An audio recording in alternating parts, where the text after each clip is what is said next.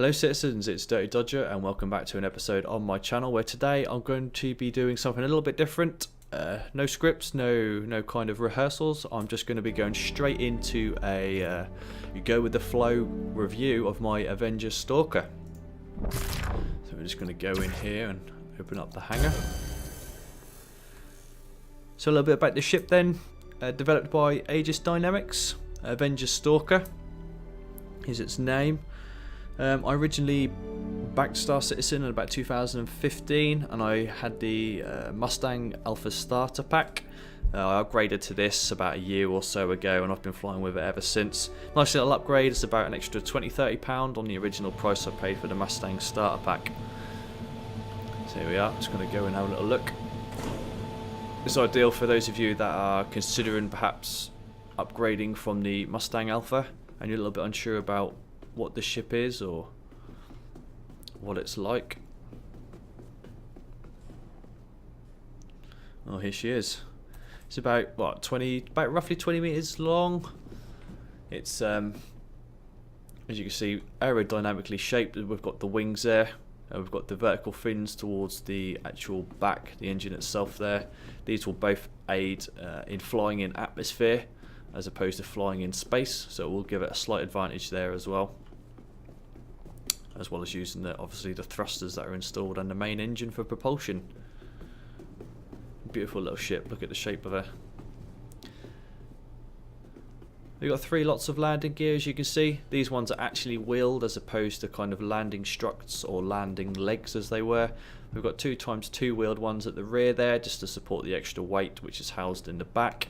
And we've also got the single arm at the front. Like I said, these are wheels, so you can expect to kind of have a run and landing at planets. You can also, I guess, treat this as a buggy and propel yourself across the surface. Who needs an Ursa rover? It's a single cockpit flown ship, so you can see it's basically designed for one person, which sits in the front there. We've got the tinted glass, protect your eyes from the UV from the sun out in deep space. Pretty dangerous stuff. We've got the weapons slung under the wings, which we'll have a little look at shortly. And we've also got the main cannon, which is loaded onto the front. Beautiful. We've got some, what's look like air intakes there at the front. Help cool the engines, and also some ones at the back there as well.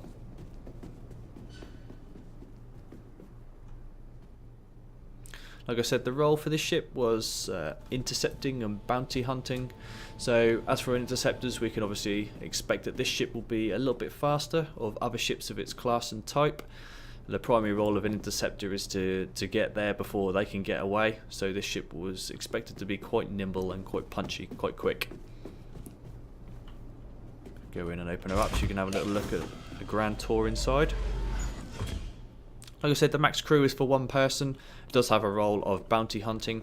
So as we see, we've got in the back here, we've got these kind of 6 prisoner transportation pods. Store them in there. Deliver them to your guys for a little bounty. Moving up onto into the middle section then, or the kind of living area, which is a little bit bland. You see we've got the bed onto the side here. You'll be able to get in there, safely log off in space. It's what they want to achieve. And over to the right here, we've got quite a little bit of empty space. It'd be nice to see perhaps like a little foldable, retractable table there with a stool. Maybe a sink as well, just to wash your hands. But other than that, this is kind of the main area for the crew, yourself. Onto this point here then, we've got the cockpit itself.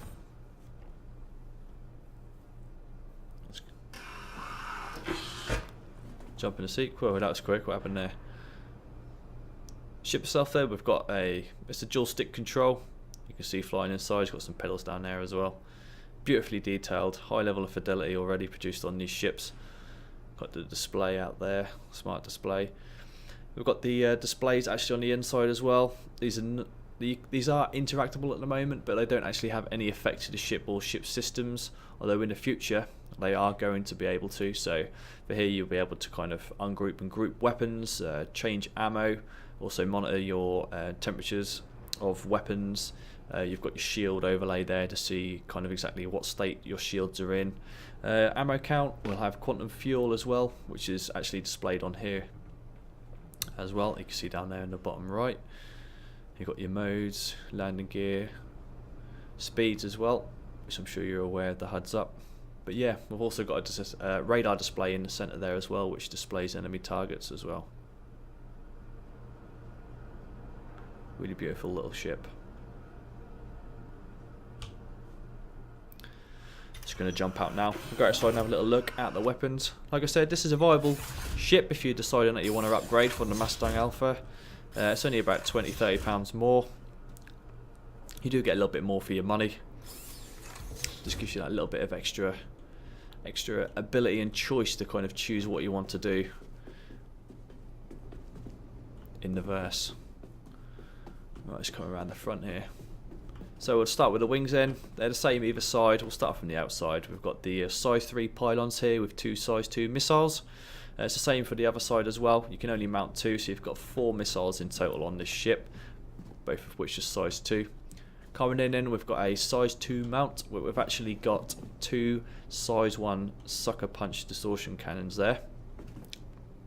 One this side and one the other side. With a size 2 mount, we've got a size 1 weapon mounted, so we've got room for potential upgrade later on for a size 2, provided the power plant can handle it. This is the kind of key feature of this ship itself. This is what makes this one stand out compared to the others. We're looking at the Tiger Stroke cannon at the front here. We've got the gimbal mount, which is size 3, and usually with a gimbaled mount you'd have a penalty cost of 1 weapon size for the weapon itself, so you'd expect a size 2 cannon at the front. This one for this ship is actually size 3 as well. Like I said, this is the kind of key feature for this ship itself, and as of the latest patch, this weapon is not actually interchangeable, whereas here you can kind of change what component you've got on there, so you can change your weapon, change the cannon, change the missiles and the mounts. This one here is actually fixed and you can't move it.